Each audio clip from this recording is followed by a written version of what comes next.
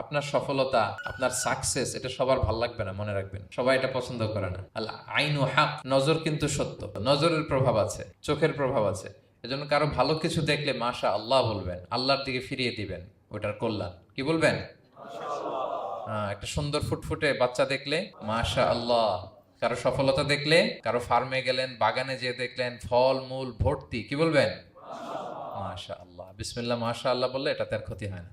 অনেকে বলে যে বাবা মা মাশাল্লাহ বলা লাগে না, বাবা মা আর নাকি মামা, এই তিনজন নাকি মাশাল্লাহ না বললে কিছু, এটা ভুল কথা। বাবা মারা বলতে হয়। বাবাও তার ছেলের কোনো সাকসেস, ভালো কিছু দেখলে কি বলবে? মাশা আল্লাহ, তাবারাকাল্লাহ, অথবা বিসমিল্লাহ মাশা আল্লাহ, এটা আপনারা বলবেন। ধরেন যে আপনি কোন একটা প্রোগ্রামে বসে আছেন, আপনার পাশে যে বসে, আপনি তার দিকে এরকম 10 মিনিট তাকায় আছেন, কোনো কথা ছাড়া শুধু তাকিয়েই রইলেন। তার কি ভাল লাগবে বলেন? সে কি কমফোর্টেবল ফিল করবে? সে ভয় পাবে। সে ভয় পাবে, অস্বস্তি ফিল। আপনি কিছুই করেন নাই, না তাকে টাচ করেছেন, না ধরেছেন, ছুঁয়েছেন, কি শুধু তাকিয়ে আছেন। দেখেন নজরের কি প্রভাব।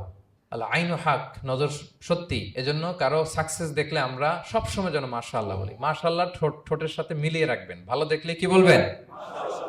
মাশাআল্লাহ, মাশাআল্লাহ, বিসমিল্লাহ মাশাআল্লাহ, মাশাআল্লাহ, তাবারাকাল্লাহ, এটা বলবেন।